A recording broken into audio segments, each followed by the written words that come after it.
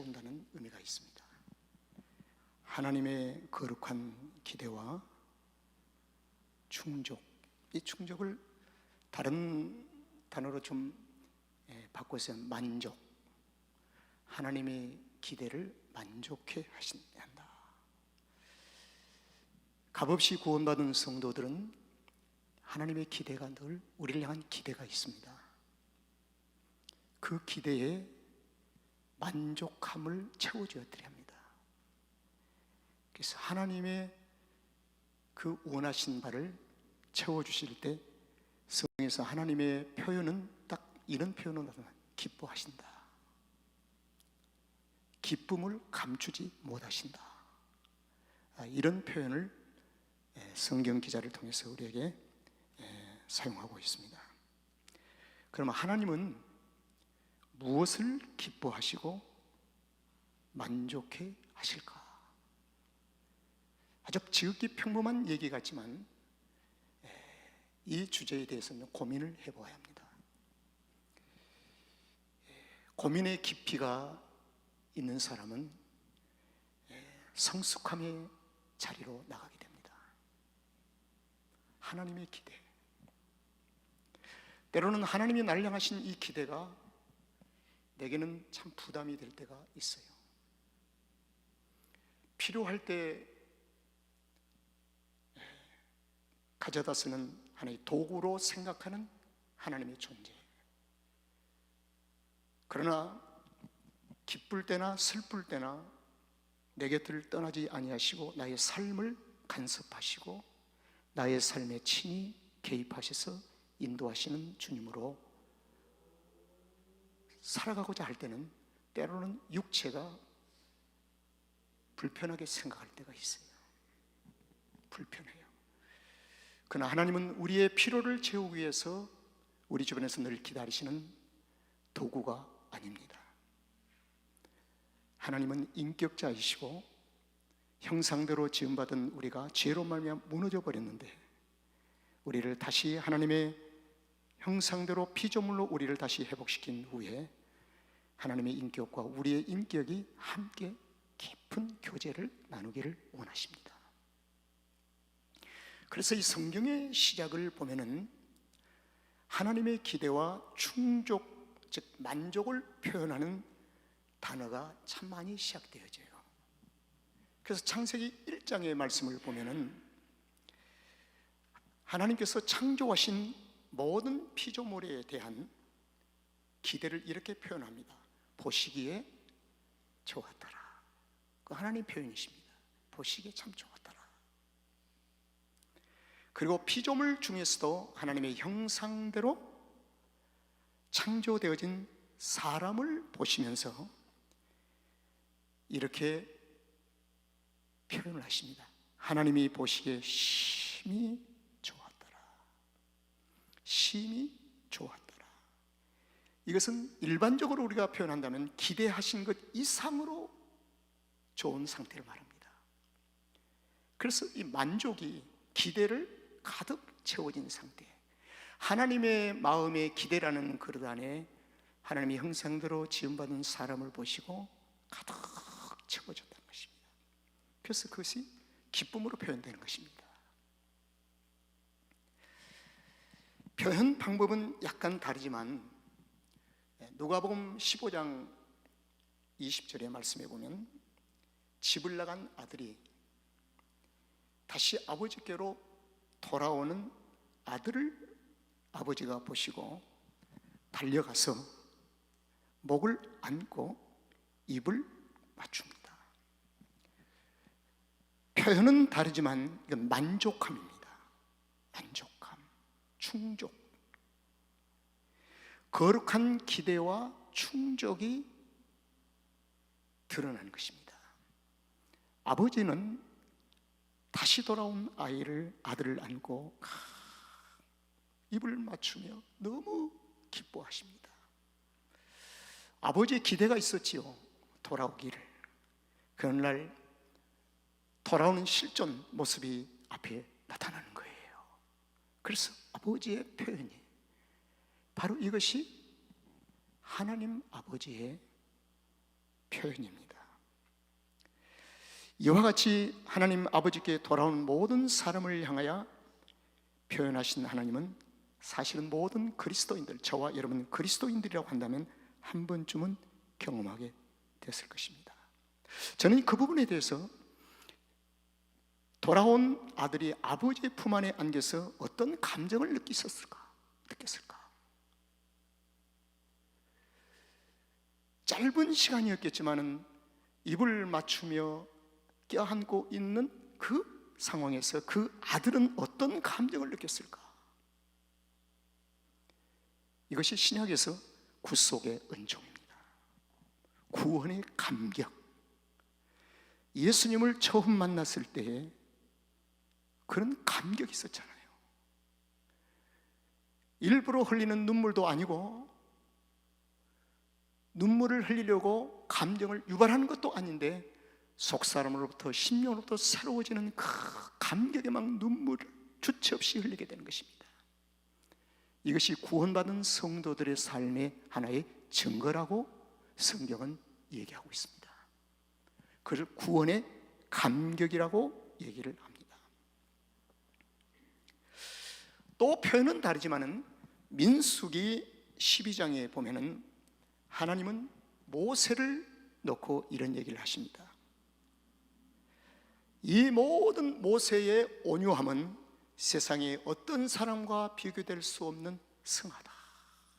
그 온유함, 하나님의 눈에 보여진 온유함. 여러분, 모세는 태어났을 때부터 DNA가 온유했을까요? 그는 좋은 피를 받아서 온유한 인격을 가지고 태어났을까요? 성경은 부인합니다. 모든 사람이 죄를 범하였으며 죄로부터 어머님의 태중에서부터 죄 가운데 태어났습니다. 그래서 모세는 본질적으로 DNA를 통해서 온유함이 인격이 형성된 것이 아니라 그의 삶의 여정 속에서 하나님의 개입하심으로 하나님의 빚으신 결과물이었습니다. 그래서 하나님은 모세의 온유함을 보시며 너무 기뻤습니다. 하나님의 기대를 충족시켜주는 모세의 온유함, 이걸 가리켜 신앙의 인격이라고 얘기를 합니다. 그런데 다윗에게도 하나님의 기대가 충족되어지는 표현이 나옵니다. 그게 신약의 안디옥 교회에서 사도 바울이 복음을 전할 때 다윗의 하나님의 마음의 기대에 아름다운 기대를 충족시키는 그 요절을 끌어다가 인용을 하고 있어요. 이것이 바로 사도행전 13장 22절이에요. 내가 이새의 아들 다윗을 만나니 내 마음에 합한 사람이라. 여러분, 한번 우리 다 같이 따라 하실까요? 내가 이새의 아들 다윗을 만나니 내 마음에 합한 사람이라. 여기서 마음에 합한 사람이라는 말은 하나님의 마음과 다윗의 마음의 인격이 일치가 됐다는 것입니다. 하나님의 기대를 충족시켰다는 것입니다. 여러분, 이러한 다윗에게 하나님은 어느 날 선택하셔서 이스라엘 왕으로 세우십니다. 왕. 그러나 다윗을 왕으로 세우지만 다윗에게 던지시는 하나님의 메시지가 있었습니다. 다윗, 내가 너를 이스라엘 왕으로 세우지만 이 이스라엘의 존재는 말이야, 애굽에 수백 년 동안 종살이 하던 애굽 안에 속했던 죄 아래 있던 이자를 내가 유월절 어린 양의 보혈의 피로 나의 희생으로 이 백성을 내가 구원했느니라. 구원해서 데려 나와 홍해를 건너 광야를 통해서 하나님의 약속 땅에 들어온 이 백성들은 내가 영원한 주인이야. 내가 영원한 왕이야. 다윗을 너를 선택하여 왕으로 세우지만 네가 주인 노릇하면 안 돼. 이스라엘의 왕은 나야. 이것이 아주 중요한 본질입니다. 이것이 바로 성경에 오늘 흘러가는 중요한 맥을 우리에게 가르쳐주고 있습니다. 그런데요, 다윗 전 사울 왕이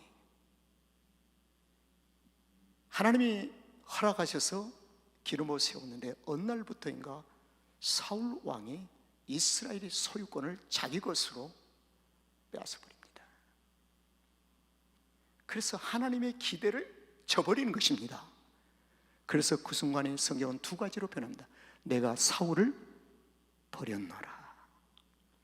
내가 사울을 떠나겠다. 그러다 보니까 악신이 들어왔어요. 하나님이 계시지 않는 그 공간에 악신이 들어오니까 이 말은 육체가 활동하기를 시작합니다. 그래서 사울은 길보아 산에서 비참하게 인생을 종결합니다. 하나님의 거룩한 목적은 딱 한 가지였습니다. 이스라엘의 주인은 누구요? 하나님. 이스라엘의 왕은 누구예요? 하나님. 다윗은 40년이고 솔로몬도 40년이지만 이스라엘 왕 하나님은 영원성을 가지고 있습니다. 영원토록 왕이시다. 그래서 다윗, 그 마음에 합한 다윗에게 하나님은 왕을, 이스라엘 왕을 영원성을 부여하지 않습니다. 시한부적으로. 모세에도 온유한 사람으로 하나님 마음의 기대에 충족한 사람이었지만은 모세에게도 영원히 이스라엘 지도자를 맡기지 않습니다. 왜 그럴까요? 하나님이 주인이시고 하나님이 영원한 왕이시라는 것입니다. 여러분, 하나님의 거룩한 기대와 이 충족, 그러면 하나님의 거룩한 기대와 충족을 해드리기 위해서 그리스도인으로서 살아갈 수 있는 유일한 한 가지의 신앙 고백이 우리의 저변에서 늘 깔려 있어야 합니다. 그게 무엇입니까? 나의 나 된 것은 하나님의 은혜요. 나의 나 된 것은 하나님의 은혜라. 이 말씀이 그리스도인의 삶의 저변에서 순간순간 작동되어진다면 하나님의 거룩한 기대와 충족을 충분히 채워드릴 수가 있습니다. 다윗은 40년 동안 하나님의 거룩한 기대와 만족을 하나님께 드렸지만 가끔, 자 듣습니다, 가끔 하나님의 기대를 떠날 때가 있었어요. 그때 하나님은 어떻게 다윗을 접근하시는가? 하나님의 요구는 딱 한 가지였습니다. 다윗, 무릎을 꿇어라. 거기에 순종하는 것입니다. 그래서 다윗은 말년에 깊은 회개 속으로 들어갑니다. 잔잔한 회개가 아니라 깊은 회개로 들어가요. 깊은 회개로 들어갔던 인물이 신약에 누구일까요? 바울이잖아요. 사도 바울이 주님을 만난 후에 그는 아라비아의 광야에서 3년 동안 깊은 회개 속에 들어갑니다.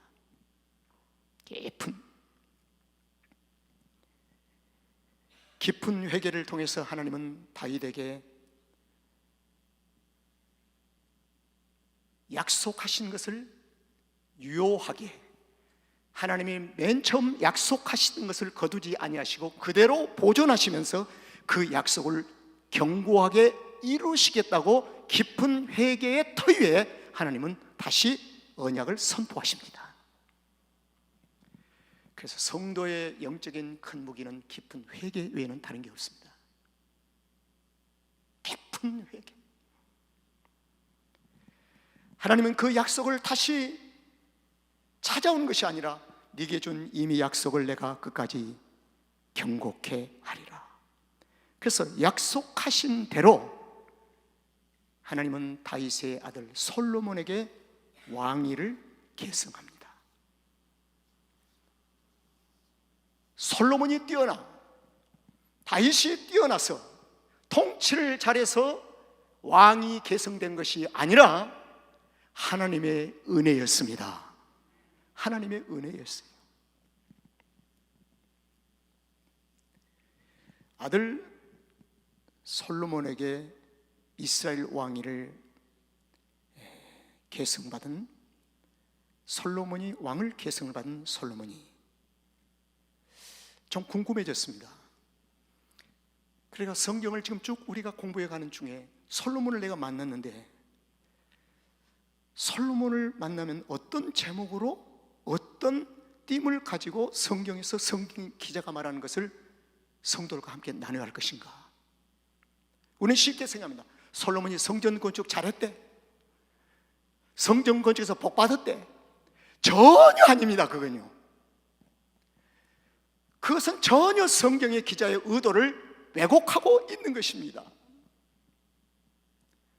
그래서 오늘 성경에서 솔로몬에게 향하신 하나님의 기대와 충족이 성전 건축에 초점을 맞추지 아니하고 하나님께서 어떤 기대를 가지고 계신가를 오늘 찾아보려고 합니다. 사무엘하 7장 2절을 보면요, 다윗 왕이 전쟁을 할 때마다 이기고 승리하고 궁을, 거대한 성을 쌓고 난 후에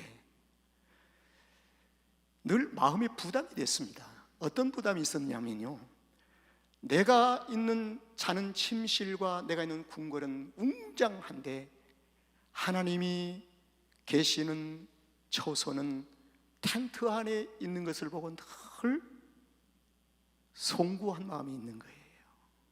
송구한 마음. 그래서 이 다윗이 나단 선지자를 불러서, 선지자, 나는 백향목궁에 거하거늘 하나님의 교회는 휘장 가운데 있는 것이 참 내 마음이 불편하다. 그때 나단 선지자를 통해서 하나님은 그 음성을 들으시고 하나님은 이렇게 답을 하십니다. 5절 7절입니다. 하나님의 응답입니다. 7장 5절 7절. 내 종 다윗에게 말하기를, 가서 여호와의 말씀이 네가 나를 위하여 나의 거할 집을 건축하겠느냐. 다윗은 성전 건축을 좀 하고 싶었어요.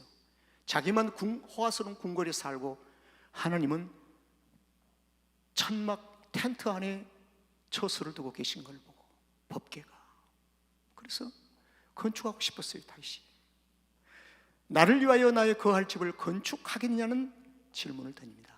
자, 6절. 내가 이스라엘 자손을 애굽에서 인도하여 내던 날부터 오늘날까지 집에 거하지 해본 적이 없다. 나는 장막과 회막에 거하며 지금까지 있었다. 하나님의 말씀입니다. 편안한 침상에 잡은 적도 없다. 그 말입니다. 오늘날 현대언어로 표현한다면 나는 장막과 회막에 거하며 행하였다. 자, 8절입니다. 7절. 무릇 이스라엘 자손으로 더불어 행하는 곳에서 내가 내 백성 이스라엘을 먹이라고 명한 이스라엘 어느 지파에게 내가 말하기를, 너희가 어찌하여 나를 위하여 백향목집을 건축하지 아니했냐고 내가 채근하거나 물어본 적이 있느냐? 내가 성전 건축하라고 백향목 성전 건축하라고 해본 적도 없고 채근해 본 적도 없다. 그래서 성전 건축은 하나님의 요구가 아니었습니다. 그런데 오늘날 성전 건축이라는 미명 아래서 성전 건축을 한 솔로몬이 복받는 것을 보라고 하는 것이 과연 성경의 인사이트 깊이에 들어가서 성경의 깊은 의도일까 하는 문제입니다. 아니올시다. 하나님은 한 번도 다윗에게 솔로몬의 성전 건축을 강요하거나 요구한 적이 없습니다. 그런데요, 성막은 하나님이 강력하게 요구를 했어요. 성막을 짓도록. 애굽에서 출애굽한 하나님의 거룩한 백성들이 광야의 40년을 이제 살아갈 때 하나님은, 하늘에 계신 하나님은 백성들 가운데 강림하심으로 백성들 가운데 거하기를 원하셨습니다. 그래서 거주지를 마련해라, 내가 들어갈 처소를 마련해라. 이것이 바로 성막입니다. 그래서 이 성막을 어떻게 지어야 되는지 하나님은 출애굽기 25장부터 40장까지 긴 장을 할례해서 성막에 대한 설계와 기구와 구도를 구체적으로 하나님께서 하늘에서 주셨어요. 사람의 생각으로 성막을 지은 것이 하나도 없습니다. 하나님의 설계도였습니다. 그리고 이 말씀에 의하면 나는 성막이 좋다. 왜? 성막은 이동식입니다. 이동식. 하나님의 거룩한 백성들이 가는 곳곳마다 함께 동행하신 하나님을 의미합니다. 오늘날 예수 그리스도께서 다시 재림하시기 직전까지 지금 은혜 시대에 살고 있는 우리에게는 성막적인 의미가 더 강한 것입니다. 왜?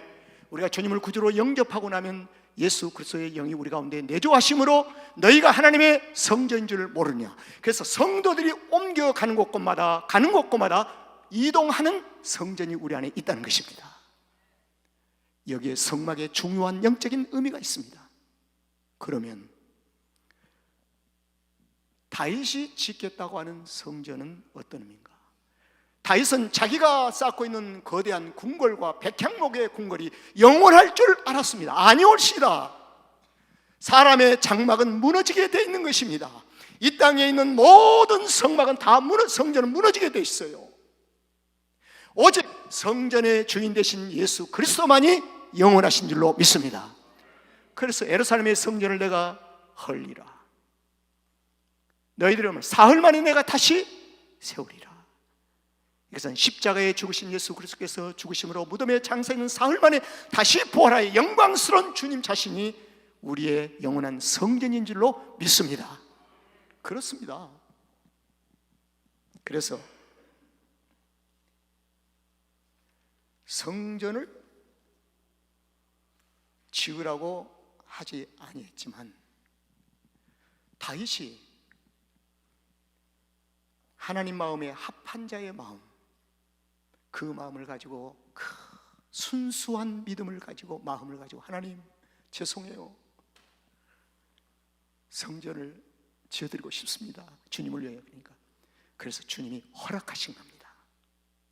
순수한 믿음의 동기에 의해서 고백되어진 다윗에게 허락하신 거예요. 그 대신 다윗, 너는 내가 네게 맡긴 일은 잃어버린 약속의 땅을 다 찾아오는 피 흘림에 대한 전쟁에 일을 맡겼는데 너는 수없이 피를 많이 흘렸지 않느냐. 그래서 피가 흘린 이 전쟁을 승리케 하신 분은 하나님이시지만 나지만 그러나 네 손에 많은 피가 묻어있기 때문에 네게 성전 건축을 짓도록 허락지 아니한다. 그래서 그때부터 다윗은 성전 건축에 대한 사모의 준비를 합니다. 다 준비. 솔로몬에게 계승을 하는 거예요. 왕에게. 그리고 솔로몬을 불러놓고 성전을 지을 것을 얘기합니다. 자, 솔로몬이 다 준비되어진 아비 다윗으로부터 준비되어진 재료를 가지고 다 다시 모아서 성전을 웅장하게 건축합니다. 여러분, 저는 오늘 이 본문 말씀이 중요한 실마리를 풀게 하는 요절이 있습니다. 자, 우리 한번 열왕기상 6장 11절 보겠습니다. 여호와의 말씀이, 그 다음에 여러분들 읽어보세요. 시작. 에게 임하여 가르치되. 왜 임하셨을까? 목적이 있잖아요. 하나님이 우리에게 목적을 두고 계신 것처럼 솔로몬에게 임하였습니다. 12절의 목적을 밝히고 있습니다. 네가 이제 이 전을 건축하고 있구나. 이건 상당히 수동적인 형이에요. 하나님이 깊이 개입한 것이 아니라 이제 네가 이 전을 건축하고 있구나. 건축하는 중에 중요한 하나님의 기대를 요구를 하고 있습니다. 성전 건축의 기대가 아니라 중요한 기대를 하고 있어요. 무슨 기대입니까? 네가 만일 내 법도를 지켜라. 법도. 두 번째로 내 율례를 행하라. 법도를 따르고 율례를 행하라. 그리고 나의 모든 계명을 그대로 지켜라. 그래서 여기에 법도와 율례와 이 계명은 하나님의 약속이 담고 있는 중요한 내용입니다. 이거 언약입니다. 언약. 이 말은 언약을 먼저 지켜라. 성전 건축하는데 모든 네의 초점을 맞추지 말고 네가 먼저 하나님의 거룩한 백성들 앞에서 언약을 소중히 여겨라. 법도를 잘 따르고 율례를 행하고 계명을 잘 지켜라. 여러분, 우리 성도들이 이 말씀이 바로 12절이 신약에서 우리에게 가르친 게 있습니다. 어디냐면은 빌립보서지요.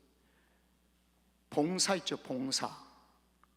봉사도 육체로 하지 말고 성령 안에서 봉사하라 말이에요.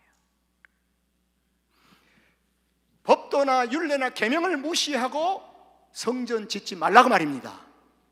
이 말은 하나님 앞에 드려진 봉사의 삶도 성령 안에서 봉사하라. 육체로 봉사하지 말라는 것입니다. 그건 하나님의 기대를 충족시킬 수가 없어요. 여러분, 저도 교회 봉사를 하다 보면 육체로 봉사할 때가 참 많아요. 근데 육체로 봉사하는 삶을 알지 못하고 분석하지 못하면 육체 속에서 자신이 시험 속에 들어갑니다. 그 봉사 자체가 자신의 삶의 올무가 되어버리고 말아요. 그래서 여러분, 교회 섭니다. 시험 받아서 교회 따르는 사람들 많습니다.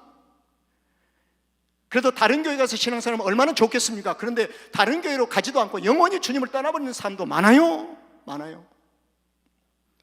그래서 솔로몬에게 이 얘기를 합니다. 법도를 따르고 율례를 행하며 계명을 지켜라. 이 전을 지금 건축하고 있으니 약속합니다. 그대로 행하면 내가 네 아비 다윗에게 한 말을 네게 확실히 이룰 것이니라. 따라합시다. 확실히 이룰 것이니라. 이 확실이라는 것이 어떤 내용을 담고 있냐면 사무엘하 7장의 말씀을 보면 이러죠. 너희 후손 중에 한 명이 성전을 지을 것이고 이스라엘을 다스릴 왕이 너로부터 영원히 그 위를 계승해 주리라. 이 약속을 한 거예요. 사울 왕이 사울 왕으로 단절돼 버린 것이 아니라 다윗으로부터 솔로몬으로부터 가는 겁니다. 계승하리라. 그 대신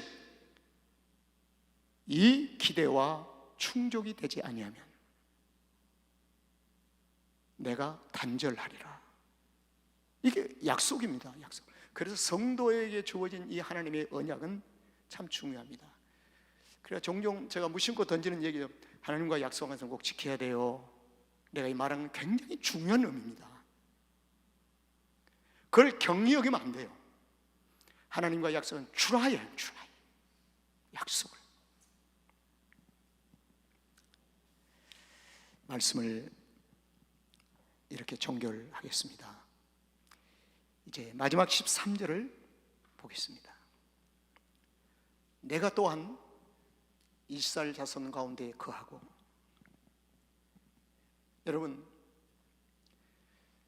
이스라엘 자손 가운데 거한다는 이 말은 성막에 대한 기준입니다. 근데 신약 시대에 와서 보니까 예루살렘의 성전에 가니까 예수님이 안 계세요. 예수님이 주인 되신 예수님이 없는 예루살렘의 성전은 어떤 모양으로 변질되었습니까? 그런데 주님이 성전에 들어가니까 거부를 해버립니다. 들어오지 못하도록 합니다. 핍박합니다. 여기에서 이 말씀이 나는 성전을 건축하라고 한 적이 없다.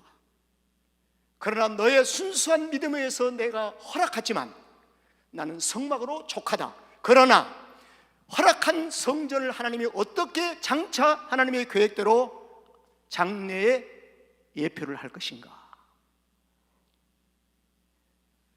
성전은 고정적인 곳입니다. 영원한 곳입니다. 이것을 그래서 주님 오시는 그날에 요한계시록에서 나타나는 새 예루살렘의 성전, 그것은 이동식이 아니라 영원토록 하나님과 백성들이 함께 영광을 돌리며 사는 곳을 예루살렘의 새 예루살렘 성전이라고 합니다. 바로 솔로몬이 지은 성전이 앞으로 그러한 것을 예표하기를 하나님은 계획하셨다는 겁니다. 참 어려운 얘기 같지만 여러분들이 잘 이해해 보세요.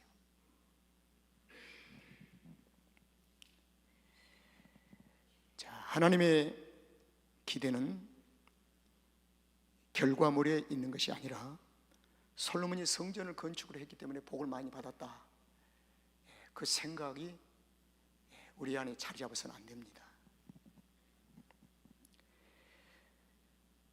다윗에게 약속의 땅을 완전히 정복하는 일을 맡기시고 하나님은 솔로몬에게 아버지로부터 부탁받은 성전 건축을 맡겼습니다.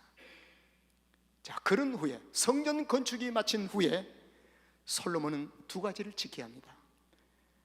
하나님께서 하셨습니다. 동의하시면 아멘 하세요. 하나님께서 하셨습니다. 하나님만이 왕이십니다. 아멘 안 하세요?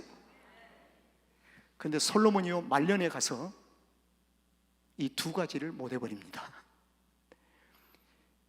이방신을 섬기는 여인네들을 아내로 수천 아내들을 맞이하는 동시에 그 솔로몬 궁 안에 이방신들이 다 들어와 버리고 말했어요. 그때 이방신들을 섬기게 됩니다. 솔로몬이. 여기에 솔로몬은 삶의 여로보암과 르호보암의 북쪽 이스라엘과 남쪽 이스라엘 비참한 두 갈래로 쪼개지게 됩니다. 그리고 남쪽에 있는 유다는 구루터기로 겨우 존재만 남겨두시고 나머지는 아수르에 의해서 북왕조는 남쪽은 바벨론에 의해서 초토화를 시키십니다. 하나님이 허용하신 일입니다. 하나님이 하신 일입니다. 하나님의 위대한 섭리와 하나님의 계획, 전지전능하신 하나님, 우리의 인생은 내일을 볼 수 없지만 하나님은 내일의 영원을 보고 계시는 하나님, 믿습니까? 바로 그 하나님이 우리의 하나님이십니다. 그래서 솔로몬은 하나님의 기대를 충족시키는 일은 성전 건축이 아니라 하나님이 왕이십니다. 하나님이 함께 하셨습니다. 모든 것이 하나님의 은혜입니다. 이렇게 고백하는 것이 바로 솔로몬이 하나님의 기대를 충족시키는 일인 것을 믿으시기를 바랍니다. 우리